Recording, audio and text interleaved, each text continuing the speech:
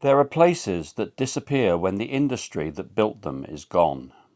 Cherry, Illinois wasn't one of those places. It existed because of what lay beneath it. Coal wasn't simply the town's industry, it was its reason for being. In 1909, almost every family in the little mining town depended upon the St. Paul coal mine. Yet every morning they climbed into the same cage and rattled down hundreds of feet beneath the Illinois countryside, into a world of coal dust, timber, mule tracks and flickering lamps. It was dangerous work. Everyone knew that. But when you survive the same risks day after day, they slowly become part of the routine. And it was that routine which turned an ordinary working Saturday into one of the darkest days in American mining history.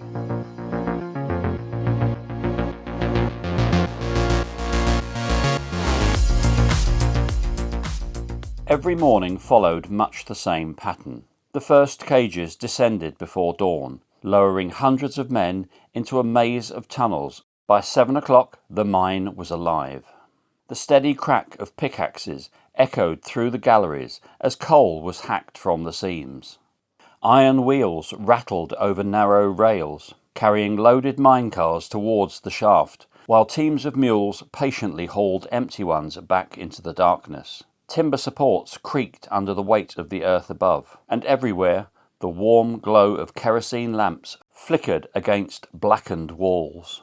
It was noisy, dusty, claustrophobic. Yet for the men who worked there, it was simply another day at work. The Cherry Mine employed around 480 men and boys.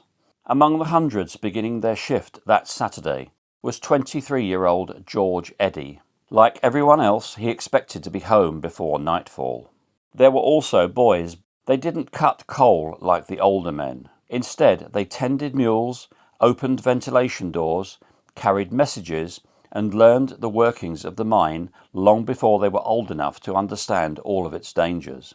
One of them was just 10 years old. Down a different tunnel of the mine was Anton Vessel. His wife Frances was expecting their third child, and like so many others in Cherry, the only thing he expected from that Saturday was another day's pay and a familiar routine. But one routine had changed only recently. For almost a month, an electrical fault had left large sections of the mine without light. Until repairs could be made, the men relied once again on homemade kerosene lamps fixed to the tunnel walls. Before long, they had become such a familiar part of daily life that few men gave them much thought. It was an inconvenience more than anything else. Work continued as it always had. The mules still needed feeding, and that afternoon one of the mine cars carried 6 upright bales of hay destined for the underground stables. Those animals spent their entire lives beneath the earth, hauling loaded wagons through the narrow passages, and fresh hay was lowered into the mine every day to feed them. The wagon was pushed beneath one of the kerosene torches before the men turned their attention to another job. According to the inquiry, the flame hung just 5 to 8 inches above the top of the stacked hay. Nobody noticed. Then, someone saw smoke. It seemed to be coming from the hay wagon. No one can say with absolute certainty who first spotted the flames or exactly how they began. But by the time the alarm spread through that section of the mine, several men were already trying to stop the fire before it could take hold. The first instinct wasn't to run, it was to put the fire out. As the ventilation current swept through the main air course, the flames quickly grew stronger.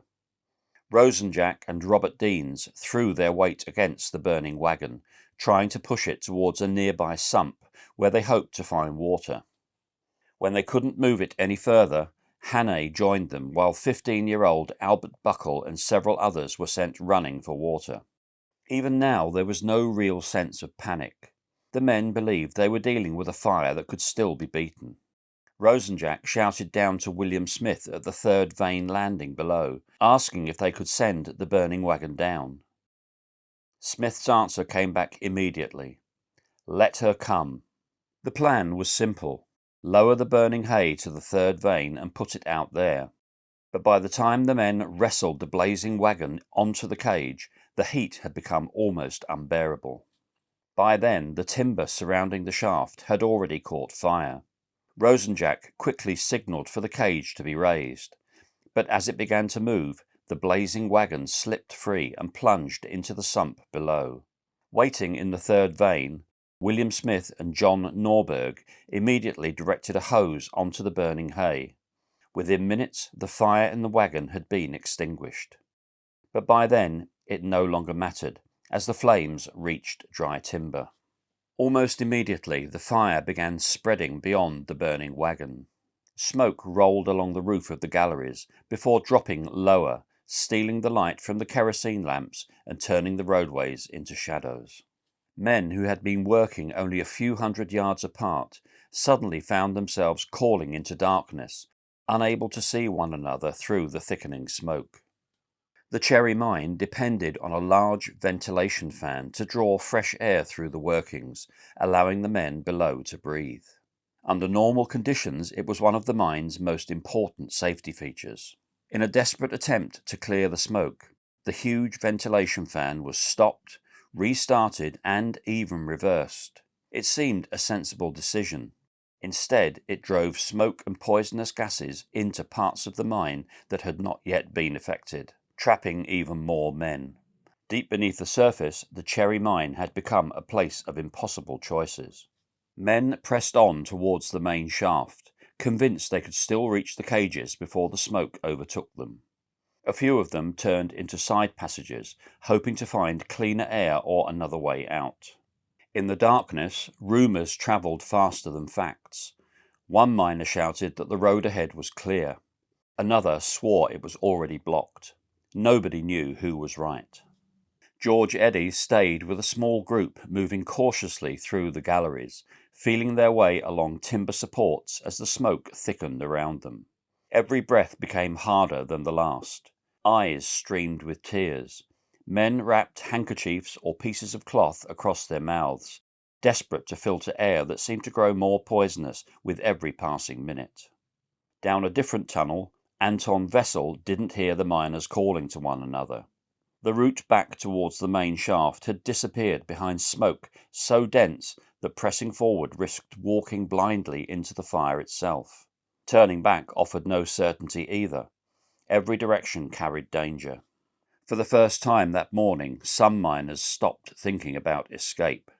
They began thinking about survival. The Cherry Mine had been built with thousands of feet of timber supports, wooden ventilation doors, and passageways.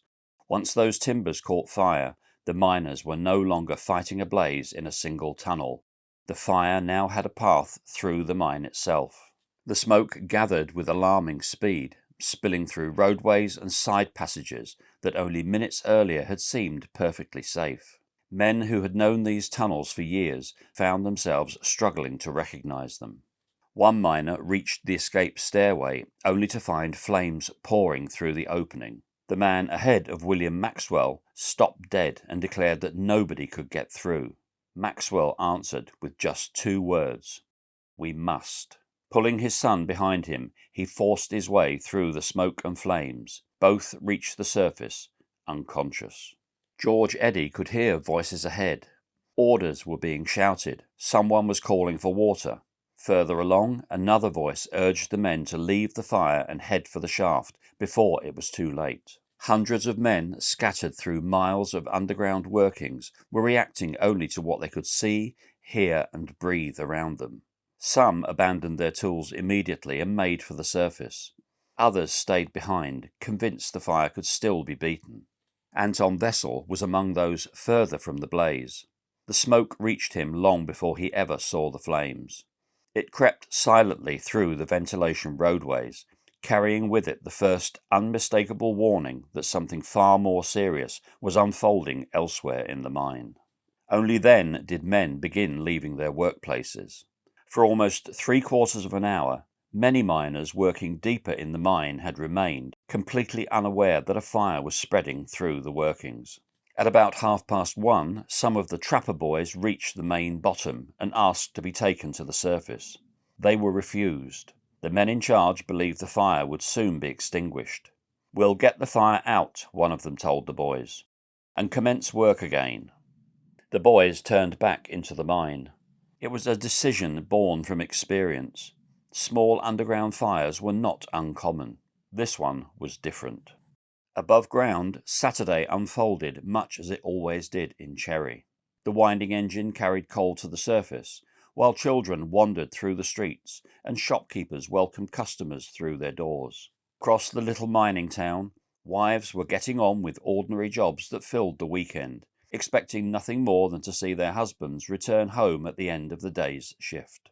Among them was Frances Vessel. She was expecting the couple's third child, and like so many mining wives, her life revolved around the rhythm of the pit. When the morning cage descended, the day began. When it returned that evening, family life resumed. Then the mine whistle sounded. Its long, mournful blast carried across Cherry, stopping conversations almost as quickly as it stopped people's hearts. Every mining town understood what that whistle meant. Somewhere beneath the earth, something had gone terribly wrong. Frances wasn't alone. All across Cherry, women stepped out into the streets, looking towards the towering headframe. Some hurried towards the pit. Others stood frozen where they were, hoping against hope that whatever had happened hadn't happened to their family. By mid-afternoon, the conditions underground were rapidly becoming impossible. As the confusion grew, volunteers began stepping forward. There were experienced miners, officials, and engineers. They understood the dangers waiting below, yet climbed into the cage without hesitation, determined to bring back as many men as they could. Among those organising the rescue was mine manager John Bundy. He understood better than anyone how quickly conditions underground were deteriorating, but there was never any suggestion of abandoning the men below. He climbed into the cage alongside 11 other volunteers, and together they disappeared into the darkness, determined to warn those still trapped and lead them back to the shaft. 6 times rescuers descended into the smoke and returned with more men alive. Each time the cage disappeared into the darkness, hundreds of anxious eyes remained fixed upon the shaft, waiting for the moment it would rise again. A few of the men emerged barely able to stand, their faces blackened with soot, their lungs burning from the smoke. Others could only shake their heads when anxious families asked about husbands, fathers, or sons still below. There were simply too many workings and too many men scattered throughout them for anyone to know exactly who had escaped and who remained trapped. Frances Vessel searched every cage that reached the surface, scanning the faces as one exhausted miner after another climbed into the daylight. Each time the winding engine began to lift the cage, hope briefly returned. Each time it stopped and Anton wasn't among those stepping out, that hope faded a little more. As the hours passed, the rescue became increasingly dangerous. Every descent into the mine meant entering thicker smoke, greater heat, and air that was becoming harder to breathe. But there was no hesitation, no discussion about whether another journey should be attempted. As long as there were men believed to be alive underground, they intended to keep searching for them. Each descent, however, lasted a little longer than the one before. Then came the 7th descent. For a while, the signals came as expected. 3 bells to hoist, and then 4 telling him to raise the cage slowly. A second set of 4 followed. Then came the signal to lower the cage once more. After that, silence. The engineer remained at his controls, waiting for the next signal. Seconds became minutes, and then, without warning, the hoisting rope gave a violent shake. Around him, anxious men begged him to bring the cage back to the surface. When it finally emerged, the rescue party had been overcome. 8 men lay motionless inside the cage. 4 others were sprawled across its roof, where they had made one final desperate attempt to climb away from the searing heat. All 12 had died. It was the 7th journey into the mine.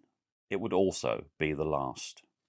When word finally reached the pit head that something had gone wrong, the dreadful truth emerged with heartbreaking speed. John Bundy and the 11 men who had descended with him had been overwhelmed before they could return.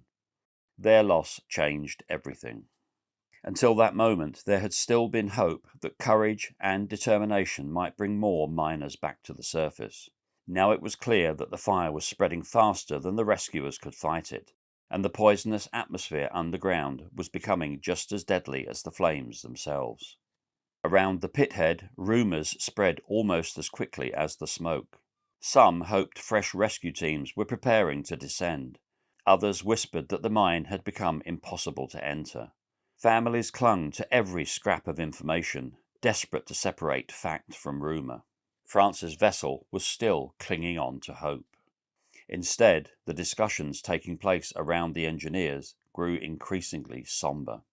If the fire could no longer be extinguished, perhaps it could be starved. No one wanted to consider the possibility. Friends, neighbours, and workmates were still somewhere beneath their feet. But after the loss of Bundy and his rescue party, there was little doubt what would happen to anyone else sent underground. The engineers faced an impossible choice: continue the rescue and almost certainly lose more men, or seal the mine, knowing there might still be survivors inside. There was no decision that did not end in tragedy. At last, the order was given. The shafts would be sealed. Heavy timbers were hauled into place, followed by clay and earth, sealing the openings in the hope of starving the fire of oxygen. As the last gaps disappeared, a heavy silence settled over the pithead. For many of the families gathered there, it felt as though the mine itself had become a tomb. Some believed all hope was gone. Others refused to believe everyone below could be dead. And so they waited, not for hours, but for days. The mine remained sealed while the fire slowly consumed the oxygen that fed it. Every few days, firefighters wearing breathing apparatus were lowered into the workings to assess the conditions below, but each inspection confirmed that the fire had not yet been brought fully under control. Engineers monitored the temperatures, while rescue crews stood ready should conditions change. Families remained close to the pithead, unwilling to drift too far from the place where so many of their loved ones had last been seen. As one day slipped into the next, hope became harder to hold on to. The newspapers began reporting the names of those believed to be missing. Across Cherry, curtains remained closed, shops fell unusually quiet, and conversations rarely drifted far from the mine. Almost every street was waiting for someone. For George Eddy, the ordeal was far from over. The first desperate rush towards the shaft had failed. 21 men had gathered together, but every route back to the surface was blocked by smoke and poisonous gases. One of the group died as they searched for a way out. Even then, George refused to give up. Together with Walter Waite, he made repeated attempts to find another escape. Each time they pushed further into the workings, hoping the smoke might have lifted or a passage might still be open. Each time they were driven back. By the following morning, black damp had spread through the galleries, forcing them to retreat even farther into the mine. Only then did they accept the truth. They were no longer trying to escape. They were trying to stay alive. The men chose an abandoned section of the workings where the air was still breathable. Using picks, coal, timber and clay, they built a rough barricade across the entrance, sealing themselves away from the poisonous atmosphere beyond. It was a desperate gamble, but it was the only one they had left. For a while they still had light. The flame in their lamp burned through Saturday, Sunday, Monday, and then on Tuesday the oil finally ran out. Darkness closed in around them. Food had long since disappeared, and water became a desperate problem. With their picks they dug shallow holes in the mine floor, collecting what little seeped through the rock. It was foul and barely drinkable, but it kept them alive. They passed the endless hours talking quietly, praying together, and listening for sounds that never came, each day wondering whether the world above had already given them up for dead. By Saturday evening, a week after the fire had begun, the men realized they had one final chance. They agreed that the 4 strongest among them would make one last attempt to reach the surface, even if the effort cost them their lives. It was then that George reached for a pencil and a scrap of paper. He began writing to his wife, with words no family should ever have to read. Dear wife and children, I write these lines and think it will be the last time. There was no anger in the letter, no bitterness, only the quiet acceptance of a husband who believed he was saying goodbye forever. He urged his wife not to grieve longer than she could help, and wrote that, if it was God's will for him to die, they would one day meet again. When he had finished, the paper was turned over. One by one, 18 of the other trapped miners signed a brief statement that they believed would be found with their bodies. We, the undersigned, do not blame anyone for the accident. We believe everybody did all in their power to relieve us. George folded the letter and placed it safely inside his pocket. Meanwhile, above ground, the rescue had entered a very different phase. The first frantic attempts to save the men trapped below had given way to an altogether grimmer task. While state mine inspectors, mining experts and rescue teams gathered at Cherry to decide how the mine could safely be entered again. The following day, 2 men wearing rescue helmets were lowered into the workings. When they returned, they brought frustrating news. They believed the fire could still have been extinguished, but there was neither enough water nor suitable equipment to fight it. Smoke and heat soon drove them back to the surface, and once again the mine was sealed. 2 days later, the shafts were opened again. This time, with the help of firemen from Chicago and Ladd, the flames were finally brought under enough control for rescuers to venture deeper into the workings. Water was poured into the mine in an effort to bring the fire under control, but the flames burned so fiercely that pools of water on the mine floor began to boil. Some of the dead were later found lying in that scalding water. No one expected to find survivors. The work had become one of recovery. One by one, the bodies of the dead began to emerge from the darkness. Rescue parties picked their way through collapsed passages, dead mules, poisonous gases, and the overwhelming stench of decomposition. Groups of miners were found where they had died together.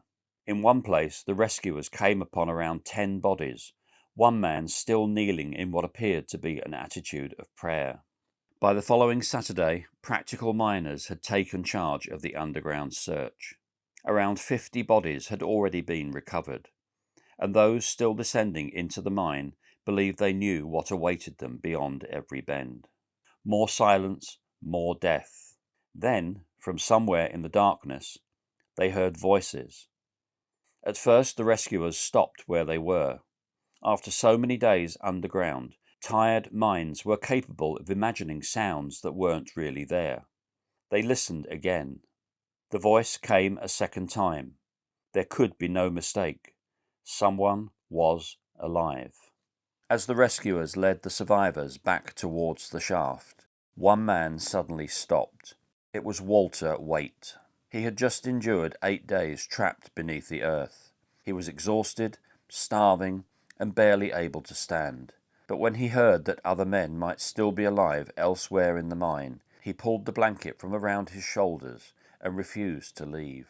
"By God," he shouted, "I'm not going out of this mine until I get the others."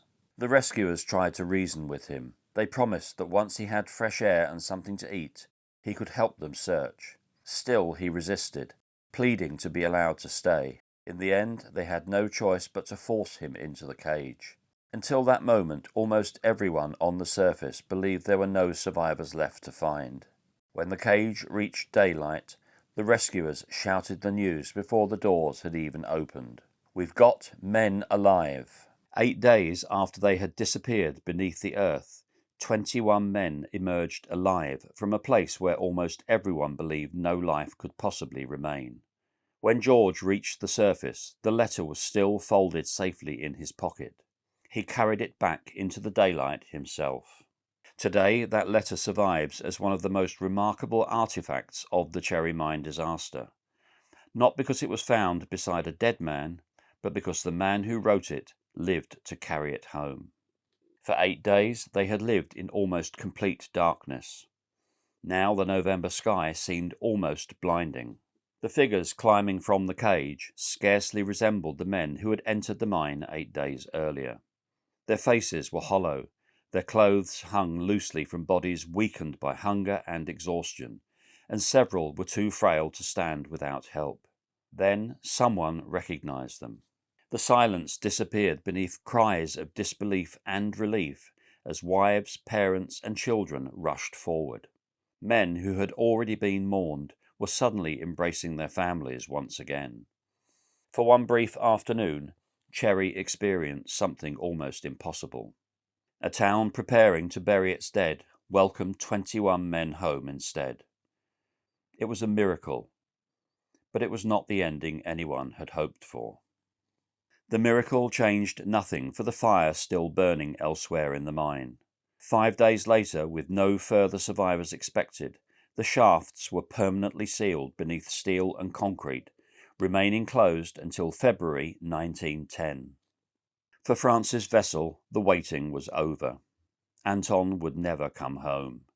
Their third child would be born without ever knowing its father. For most of the families still waiting, there would be no second miracle. As the excitement surrounding the 21 survivors slowly faded, the reality of what had happened beneath Cherry settled over the town once again. For every family embracing a husband, father, or son, there were many more who were returning home alone. The work inside the mine continued for weeks. Rescue had become recovery, and recovery was painfully slow. The fire had left parts of the workings unstable, while collapsed timbers and fallen rock made reaching the dead a dangerous task in itself. One by one, the bodies were brought back to the surface, each arrival drawing another crowd of silent onlookers to the pithead. Nearby, a temporary mortuary had been established beneath a large canvas tent. Inside, rows of bodies lay beneath white sheets, many so badly affected by heat and smoke that loved ones could no longer recognize the faces of the men they had kissed goodbye only days before. Watches, rings, belt buckles, scraps of clothing. These became the only way many families could be certain they had found the right person. One mother recognized her son not by his face, but by the buttons she had sewn onto his shirt with her own hands. It was a moment of unimaginable heartbreak, repeated again and again as family after family was called forward. By the time the last of the victims had been recovered, 259 men and boys had lost their lives. Some were experienced miners who had spent decades underground. Others had barely begun their working lives. 12 of the dead were rescuers. They had descended willingly, knowing the dangers, because they believed someone still needed their help. There were 607 widows and orphans left by the disaster. In the weeks that followed, Cherry buried its dead. Funeral processions became a regular sight in the busy mining town. Black crepe hung from front doors, church bells tolled with heartbreaking regularity, and almost every family knew someone whose place at the dinner table would never again be filled. For the children of Cherry, life changed overnight. Some had lost fathers. Others had lost older brothers who had left for work that Saturday, believing they would be home before supper. In many households, the family's only wage earner was gone, leaving widows to face an uncertain future with little more than the support of neighbours and relief funds organised by communities who understood their suffering. Some were later evicted from company-owned houses after they could no longer pay the rent. The St. Paul Coal Company never recovered from the disaster. Overwhelmed by compensation claims and the financial consequences of the fire, the company eventually collapsed into bankruptcy. The mine that had given Cherry its purpose had instead become the cause of its greatest sorrow. The inquiry concluded that the disaster had not been caused by a single mistake, but by a chain of unsafe practices.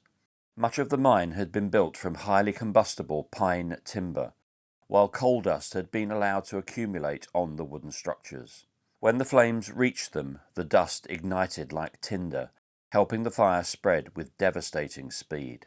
The inquiry also found that the mine was ill-prepared to fight a fire. There was too little water underground, not enough fire hose, and no organised fire drills to prepare the men for an emergency. The electric lighting had been out of action for weeks, forcing the company to rely on open kerosene torches.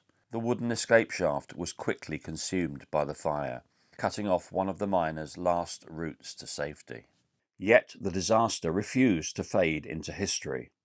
Public outrage over what had happened beneath Cherry helped bring about lasting changes to mining safety across the United States. The following year, Congress established the United States Bureau of Mines, dedicated to improving safety underground and reducing the terrible loss of life that had become accepted as part of the industry. Illinois strengthened its own mining regulations, while the tragedy also added momentum to wider reforms protecting children from dangerous industrial work. Those changes came too late for the men of Cherry, but they were made because of them. Today, more than a century later, little remains of the industry that once built the town.